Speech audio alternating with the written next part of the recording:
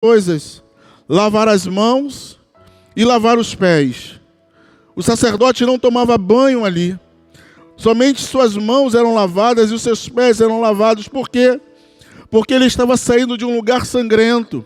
Ele estava saindo de um lugar de juízo. O altar do holocausto era um local de juízo. Era um local de sentença. Então, quando ele saía desse local de sentença, sujo pelo sangue, sujo pelos restos dos animais que foram ali imolados, ele precisava se lavar, mas não se lavava todo. Se lavava por parte. Então essas mulheres, como diz Êxodo 38:8, elas pegam os espelhos e entregam nas mãos de Moisés. E aqui eu quero só fazer uma aplicação, já aplicando essa palavra para nós nessa manhã. Se nós não pegarmos a visão que temos, porque era a forma a qual elas se viam, mas a forma a qual elas se viam, elas pegam aquilo e colocam para Deus derreter. A gente precisa pegar aquilo que nós somos e entregar na mão de Deus, para que Ele possa derreter e fazer daquilo que nós achamos que somos um novo instrumento para abençoar outras pessoas. Porque enquanto nós olharmos para nós, e essa questão de nos vermos, ela é muito forte. Há um médico psicanalista chamado Lacan, Jacques Lacan, e ele é um psicanalista e ele tem uma teoria, a teoria dos espelhos.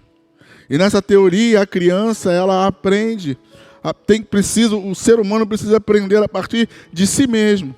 Porque nós aprendemos a viver a partir de outros. A criança aprende a viver a partir de outros, até que esse lapso ou esse vínculo seja cortado. Então nós precisamos aprender a nos ver. E como nós vamos nos ver? Como é que a gente pode se perceber? Tiago 1:23 vai dizer que aquele que não pratica é como o homem que olha o seu rosto no espelho, mas depois esquece. A minha pergunta é: você sabe como é o seu rosto? Quem aqui pode definir o seu rosto? Quem aqui consegue definir com detalhe o seu rosto? Há alguém aqui nessa manhã? Alguém que tem essa habilidade de dizer eu sou assim, assim, assim, assim, assim? Porque nós nos olhamos no espelho e automaticamente ao sairmos dali, né? E aqui não é questão de psicologia, pastor Iracema, mas parece que esse dado, ele cai no inconsciente. A gente não consegue definir, ninguém consegue definir, meu rosto é assim, porque a gente não consegue ver. Então o que essa bacia representa é que todo dia havia sacrifício, todo dia havia entrega, todo dia havia morte, todo dia havia sangue. E aí Deus coloca essa bacia diante entre o átrio e o lugar santo, para que os filhos de Arão pudessem lavar as mãos e os pés, representando o quê? Todos os dias você precisa se ver, todos os dias você precisa se espelhar, todos os dias você precisa se lavar. Por quê? Porque na caminhada que estamos fazendo, nós precisamos ter mãos limpas. E por isso ele lavava somente as mãos e os pés. Lembra daquela passagem bíblica lá em João 13, quando Jesus... Ô Miguel, me dá um som aqui em cima aqui, que eu só estou ouvindo de cima. João 13, quando Jesus chama os discípulos, tira a roupa, acaba de servir a ceia, tira a roupa, coloca uma toalha, bota todo mundo perfilado e diz: eu vou lavar o pé de todo mundo. E ele começa a lavar os pés.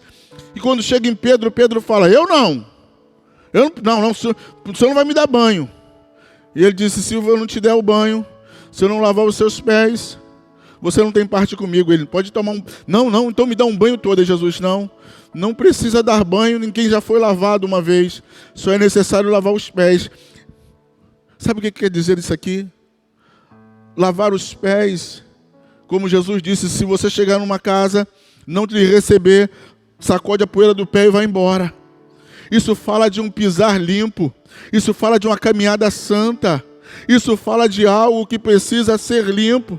Só que hoje nós não lavamos os pés com a água, também as mãos. O salmista vai dizer: quem subirá ao santo monte do Senhor? Aquele que é limpo de mão e puro de coração, esse sim verá o Senhor. Então são duas coisas que são fundamentais, porque a mão fala do trabalho, a mão fala do serviço, a mão fala da produção. Então o sacerdote lavava as mãos ali, para que naquele serviço ele pudesse entrar diante do Senhor com as mãos limpas, que ele pudesse entrar diante do Senhor sem acusação, que ele pudesse servir ao Senhor sem nenhum tipo de pressão sobre a vida dele, porque ele havia se lavado nas águas da pia. E hoje o que nós precisamos não é somente da água, porque isso é uma figura do Novo Testamento. Mas o que nós precisamos e o que lava hoje não é a água. Hoje nós entendemos que a água, ela representa o batismo. Ela representa, não é, a morte do velho homem e o nascimento de um novo homem, de uma nova criatura. Mas o que nós precisamos hoje é que essa água, ela representa a palavra. E o que lava a nossa alma hoje não é a água, é a palavra. Jesus disse: vós sois limpos pela palavra.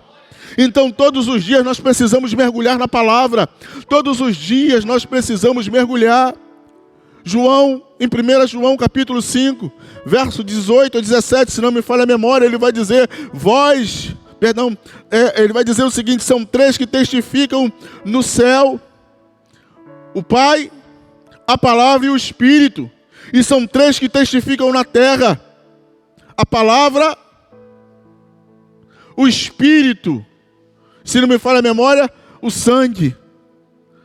Então nós precisamos entender que é a palavra que nos purifica, que é a palavra que nos santifica, e nós precisamos mergulhar a nossa vida todos os dias na palavra. Por quê? Porque senão nunca conseguiremos passar. Porque pessoas têm uma vida superficial, uma vida de átrio. Porque pessoas 10, 20, 30 anos no Evangelho e elas não conseguem se firmar. Me dá a voz aqui, pelo amor de Deus, senão à noite eu não prego. Por favor, tem alguma coisa errada aí? Porque as pessoas vivem uma vida de átrio. Porque elas não mergulham na palavra. Fala para quem está ao seu lado: essa manhã é uma manhã de mergulharmos na palavra. E elas ficam ali com a vida superficial. Só um minuto, por gentileza. Não.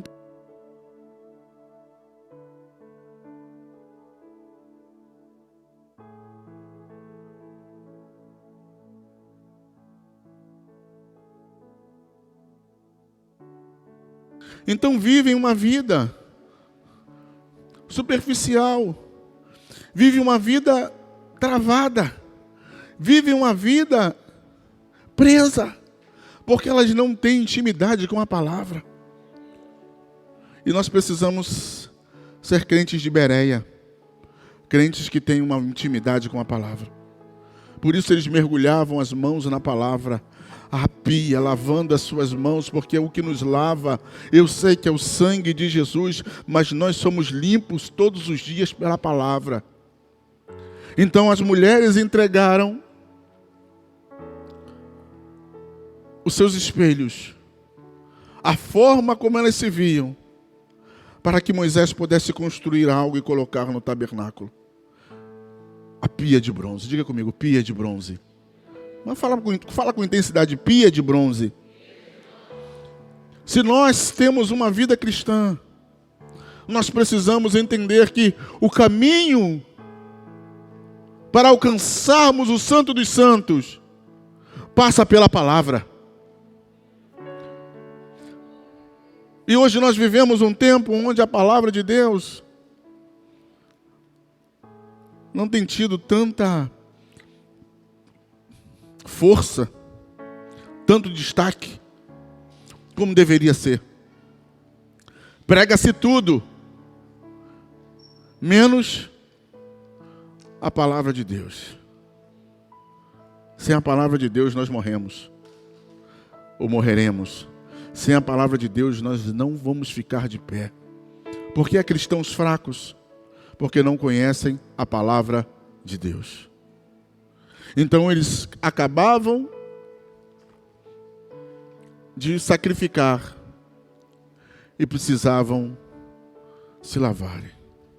A minha pergunta, e ela não é retórica não. Há alguém aqui ainda que não se batizou? Só 1, 2, 3, 4, 5, 6, 7. Você precisa passar pelas águas. Porque falei de você ontem com a pastora, quando te vi. Entre o sacrifício e na caminhada, você precisa das águas. O batismo faz parte desse processo. E as pessoas dizem, eu não estou preparado. O que faz o eunuco pedir a Filipe para ser batizado é porque ele tinha um compromisso com a palavra. Ele está lendo o profeta Isaías e diz, o que me impede de ser batizado? Quando a gente entende a palavra, a gente desperta o desejo de ser batizado. Então eles estão caminhando, vamos caminhar aqui. Eles estão caminhando. E nesse processo, eles se deparam com algo, e você vai ver que está na frente da porta. Está na frente de um outro ambiente. Eles não poderiam entrar no santo, e nem no santo dos santos, se eles se mantivessem sujos. Não dá para ter comunhão com Deus com uma vida suja. Não dá para fazer a obra de Deus com as mãos sujas. Não dá para ter relacionamento com Deus se a nossa vida não for uma vida lavada pela palavra. Então Deus coloca a pia no lugar. Como é que fala o nome, Jesus? Estou com... estratégico. E esse lugar estratégico divide ambientes.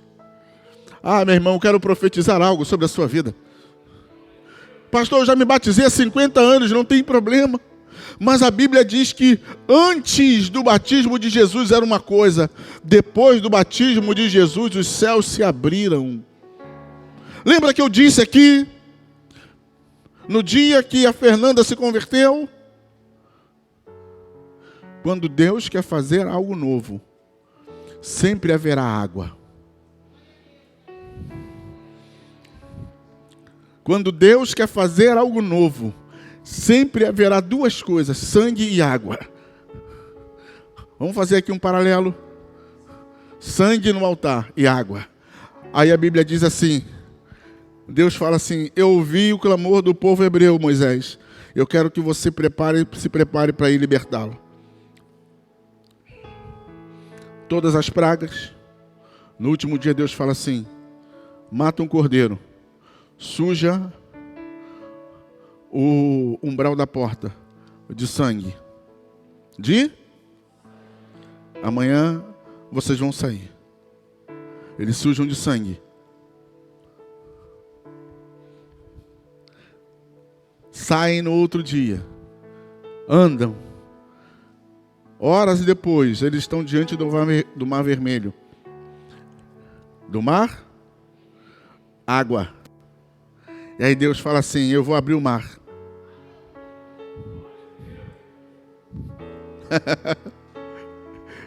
E eles passam. Porque toda vez que Deus quer fazer algo novo, Deus vai usar água. Deus quis acabar com o mundo, Ele usou? Ele usou? Você já leu Gênesis 11? Alguém já leu Gênesis 11? Gênesis 11 fala do Nimrod. Aquele homenzinho, aquele Nimrod que construiu a Torre de Babel. Lembra aquele que construiu a Torre? Alguém já ouviu falar Torre de Babel? Gênesis 11. Eles estão construindo a Torre de Babel e hoje eu entendo porque eles estavam construindo a Torre de Babel. Eles estavam com trauma. Porque Deus havia acabado o mundo com água. Eles falaram, vamos construir um negócio grande, alto, porque se vier água de novo a gente não morre. É gente construindo, não porque acredita, mas é gente construindo por causa de medo.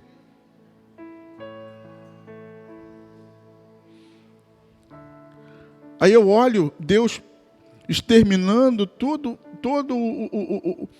a terra, todos os moradores.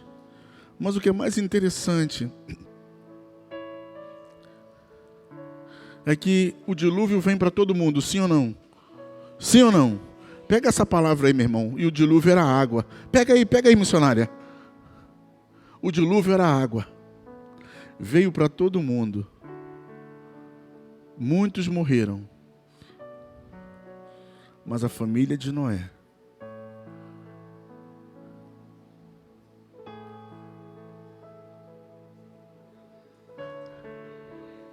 enquanto alguns, Alessandro, no dilúvio afundavam, a família de Noé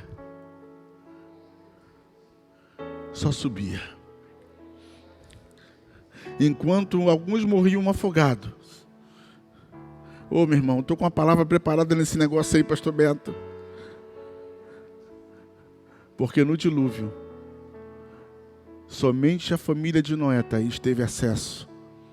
Você precisa ser grato a Deus pelos acessos que Ele liberou para você, que outros não conseguiram. Onde a família de Noé entrou, os demais não entraram.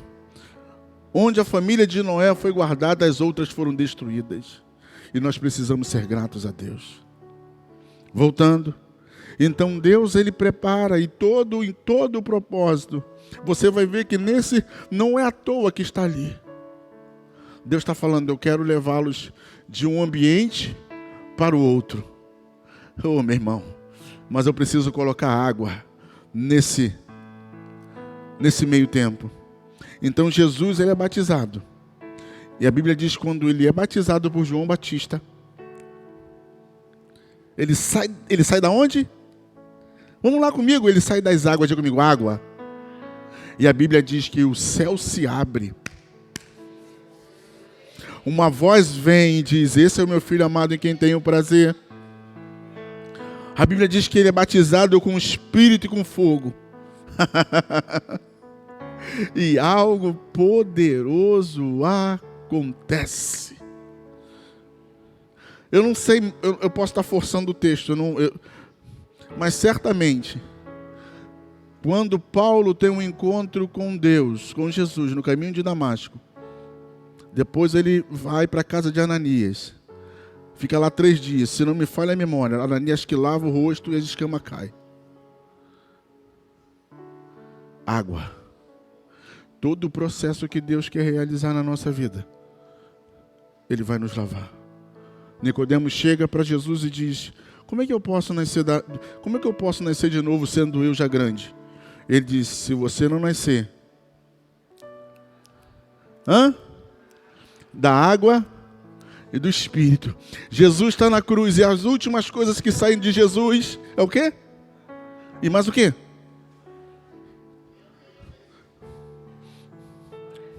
Se não houver água e sangue, água e sangue andam juntos.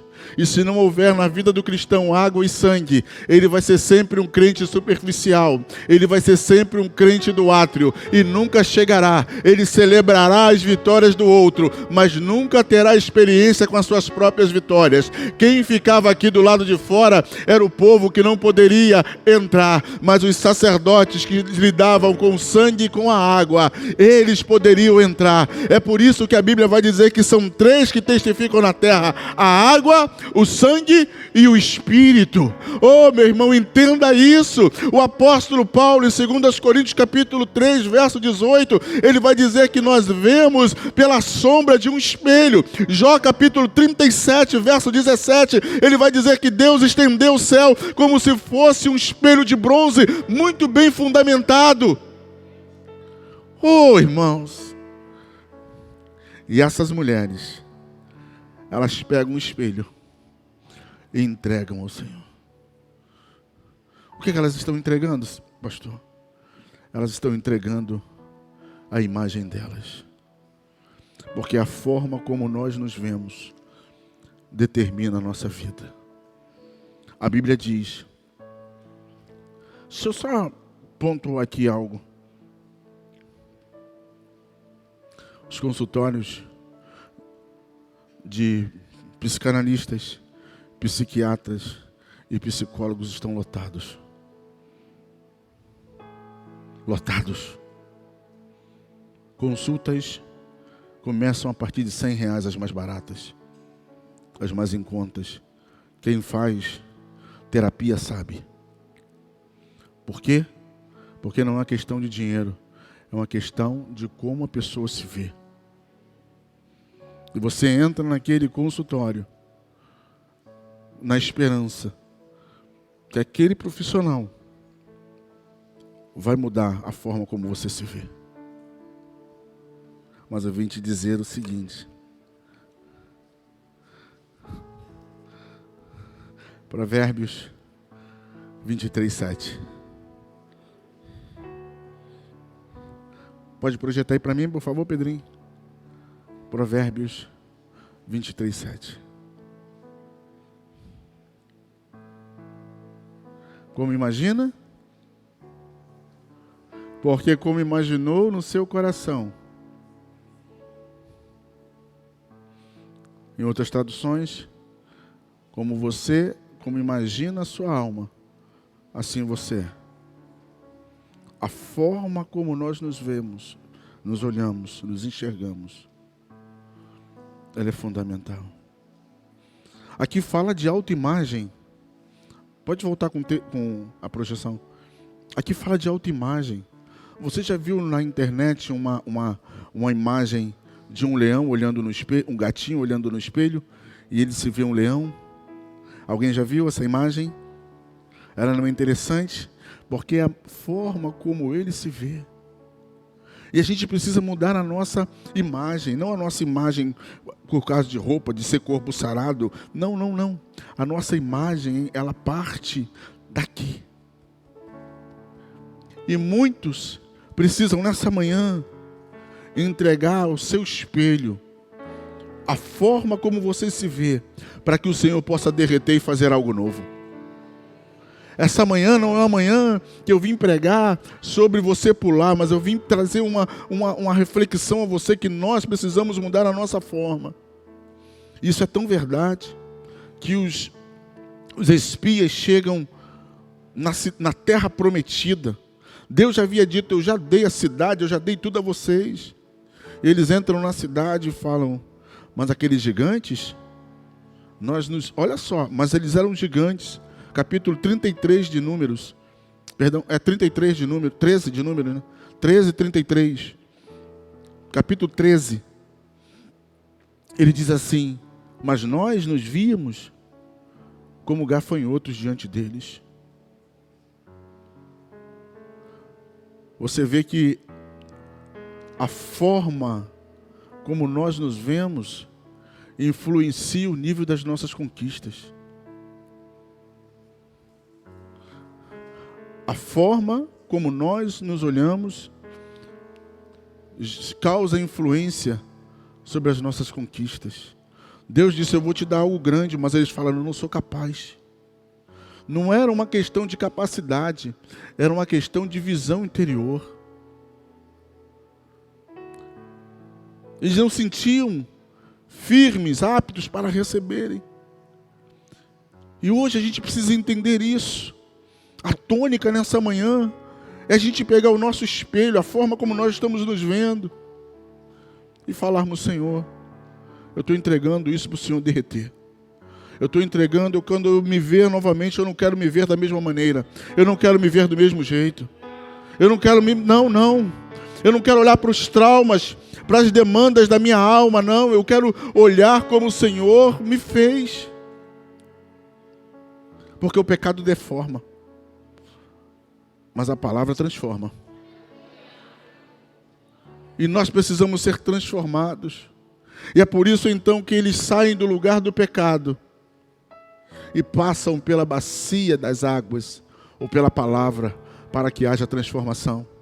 Você pode dizer a alguém, somente a palavra transforma, Somente a palavra transforma. Somente a palavra transforma. O pecado deforma, mas a palavra transforma.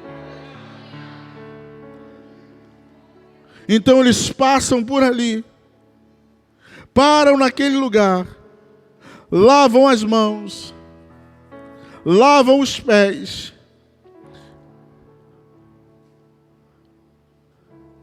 e continuam a sua caminhada. Estou terminando essa mensagem. Essa mensagem ela reflete como é que você se vê hoje. Qual é a visão que você tem de você? Um incapaz? Um quebrado? Uma pessoa sem valor? Essa manhã é uma boa manhã para nós orarmos.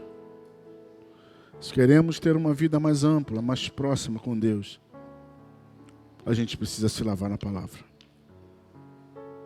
A gente precisa pegar os nossos espelhos e colocar diante do Senhor. E o espelho fala de quem eu sou, do meu semblante. Sabe por quê?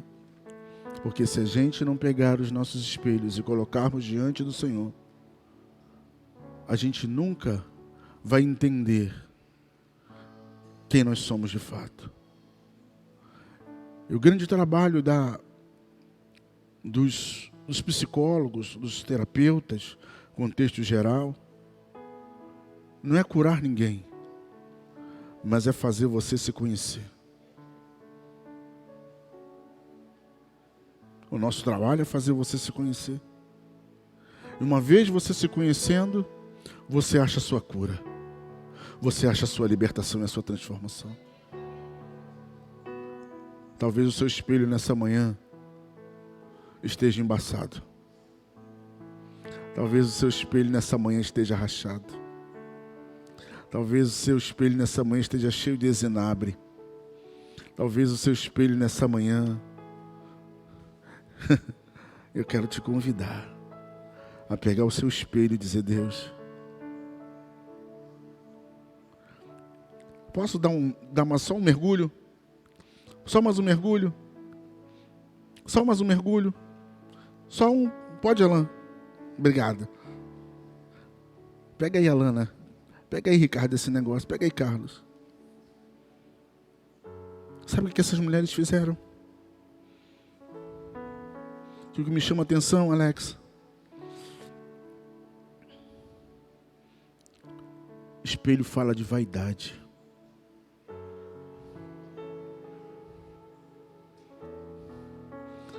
Elas pegaram a vaidade delas. Sim ou não? É no espelho que a gente fala: nossa, hoje eu tô, né? Hoje eu tô cheio do Espírito Santo, né? Bota uma roupa e fala: meu Deus, meu cabelo hoje, né? Hoje não tá um cabelo laranja, né? Casca de laranja. Mas o espelho reflete a nossa vaidade. Elas pegam o que refletia a vaidade delas e falam: Senhor, pode queimar. Pode usar. Oh, aleluia. Uau, meu Deus. Ô, minha irmã, você que nos visita, como é seu nome? Hã? Elianai. Elas pegam o espelho e falam: Senhor, minha vaidade está aqui. Se o Senhor quiser usar, queimá-la, pode queimar no seu templo, para que eu possa ter acesso ao Senhor. Posso ir mais fundo? Posso ou não posso? Às vezes é a nossa vaidade que impede outros de entrarem no Santo dos Santos.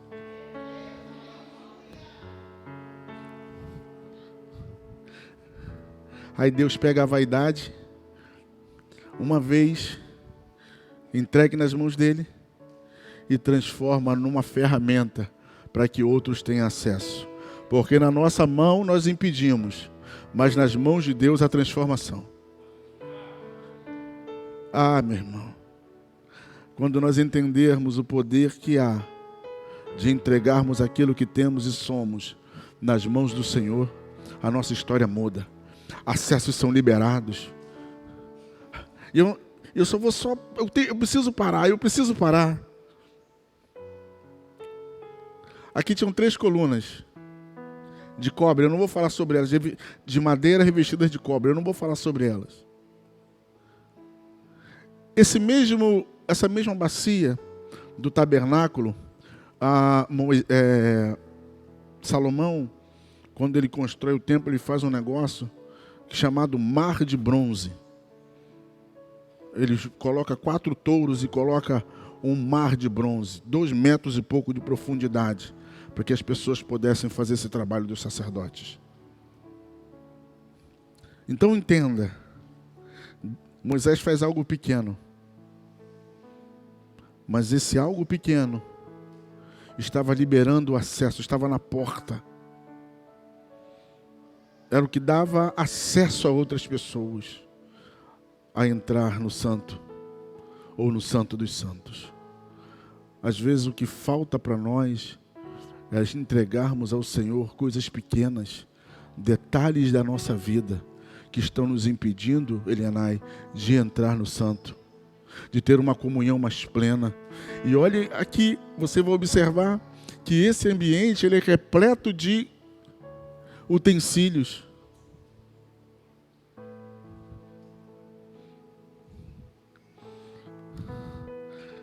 Sim ou não? Candelabro, mesa da proposição e incensário.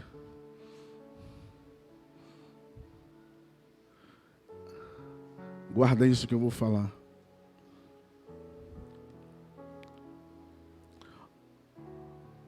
Aqui não é uma crítica, é uma observação, ok? Ok? Mas eu conheço e você conhece igrejas, igrejas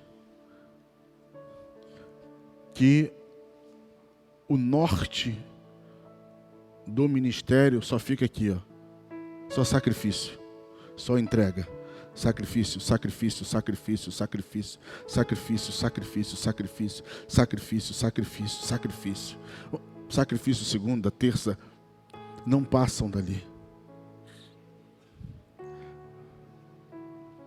É o tempo todo queimando, entregando. E as pessoas ficam anãs na fé, nanicas na fé, porque elas não passam. O que Deus está falando é que depois da pia tem provisão. Porque a mesa da proposição está ali. Eu não vou falar dela hoje. Depois da pia tem luz. Por isso que o salmista disse: lâmpada para os meus pés é a tua palavra. Depois da pia tem oração. É porque nós conseguimos se sacrificar, mas porque não temos um relacionamento vivo com a palavra, não temos uma vida de oração. Não conseguimos ser luz em alguns lugares, não conseguimos trazer alimento para outros e nem nos alimentarmos. Fala para quem está ao seu lado e eu termino. A vida cristã é um processo. Você sacrifica hoje, se lava na palavra amanhã, e as coisas começam a acontecer. Então essa manhã, amanhã que nós não vamos tomar banho, porque nós já estamos limpos e limpos pela palavra. O que a gente precisa é lavar a nossa mão. O que a gente precisa é lavar os nossos pés. O que a gente precisa é entender que uma vez mãos lavadas, a gente tem acesso. E aí eu volto no texto do salmista, Salmo de número 15. Quem subirá, pois, ao santo monte do Senhor? Aquele que é limpo de mãos e puro de coração. Esse sim verá o Senhor. É hora de nós lavarmos as nossas mãos. É hora de nós lavarmos os nossos pés. É a hora de nós falarmos: Senhor, eu quero ter um caminhar limpo. Eu quero produzir e produzir com mãos limpas. Eu já entreguei a minha vida, já sacrifiquei a minha carne. Mas o evangelho não é só sacrificar e entregar a carne e abrir mão das paixões do mundo. Existe uma caminhada. E essa caminhada passa pela palavra. A gente não precisa de um sabão em pó poderoso para lavar nosso espírito. O que lava o nosso espírito é a palavra.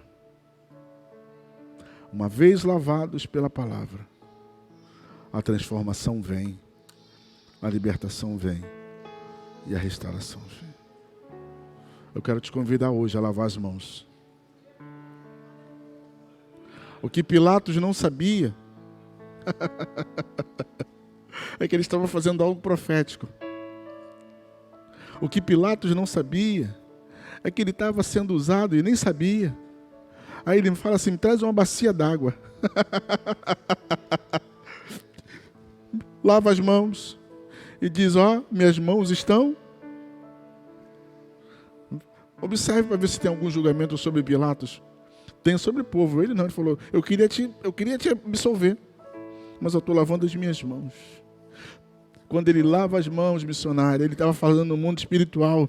Está começando algo novo. Está se abrindo algo novo. Está fazendo algo novo. Vai começar algo novo.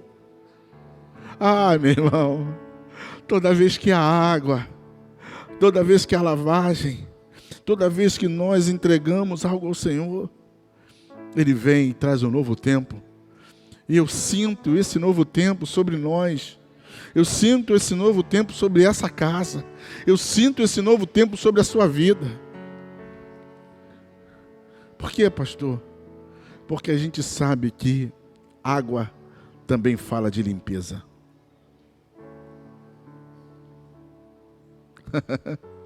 Água fala de limpeza. E às vezes Deus precisa limpar algumas áreas da nossa vida que estão sujas do nosso passado.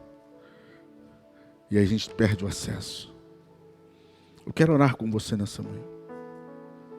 Eu quero clamar a Deus com você nessa manhã. Para que você coloque diante do Senhor o seu espelho. Esse espelho será transformado em uma grande bacia. Que vai ajudar outros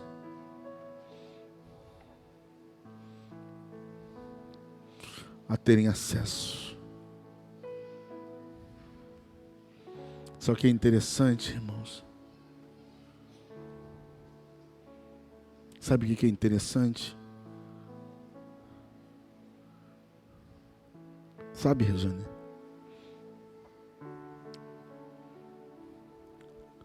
Que uma vez os espelhos das mulheres entregues ao Senhor, não havia mais nem vaidade e não havia mais isso é meu ou isso é seu.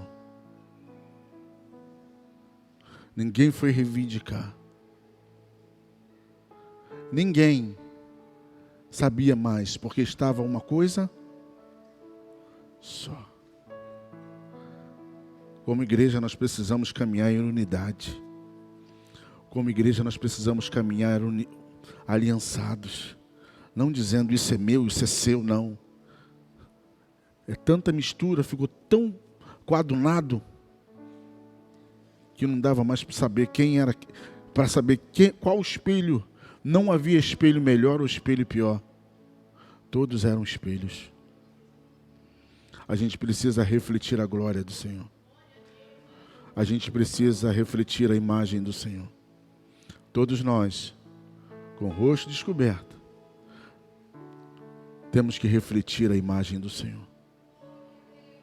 E a gente só reflete a imagem do Senhor através do espelho, através da água. Essa manhã é uma manhã onde que Deus preparou para nós refletirmos a nossa imagem. Há um desenho, se não me falha a memória, do Rei Leão. Em determinado momento ele olha para a imagem.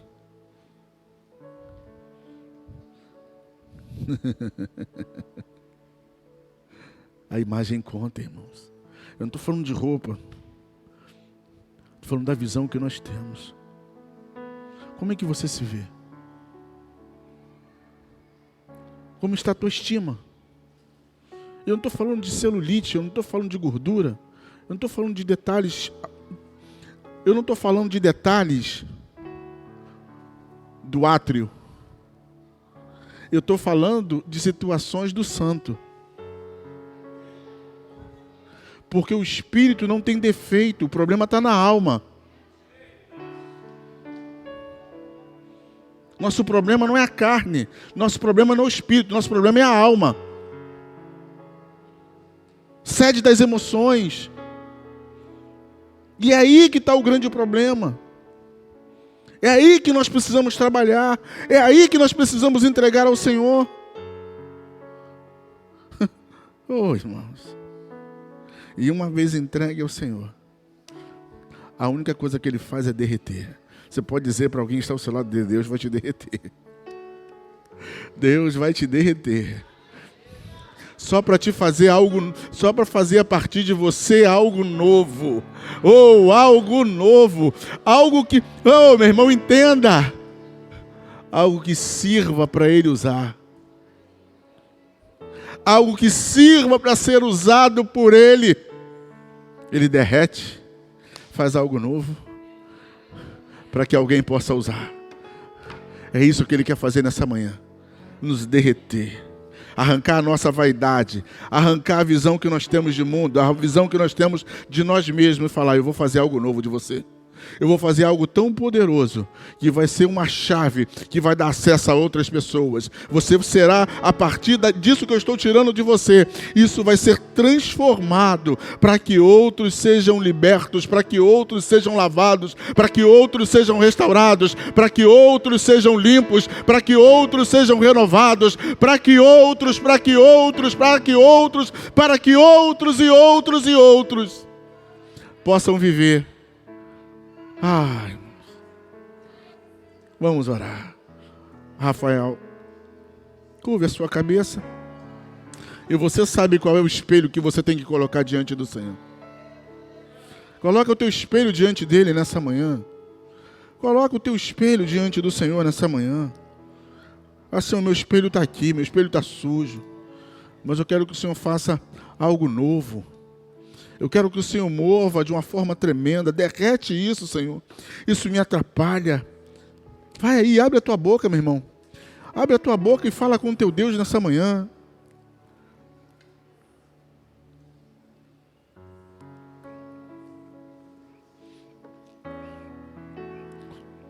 Só nós sabemos. Só nós sabemos qual é o espelho que está rachado. Quero ser. Ah, Jesus. Move o teu poder, meu Deus. Fala com teu Deus nessa manhã. Fale com teu Deus nessa manhã. Quebre essa visão pequena que você tem de você. Você está vendo a aparência, mas Deus está vendo o interior.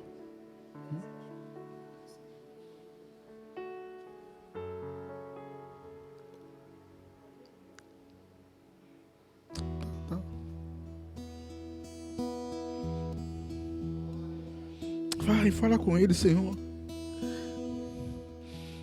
Estou jogando diante do Senhor a minha alta, baixa estima. Estou botando diante do Senhor o espelho, porque eu sou muito mais do que o que eu vejo.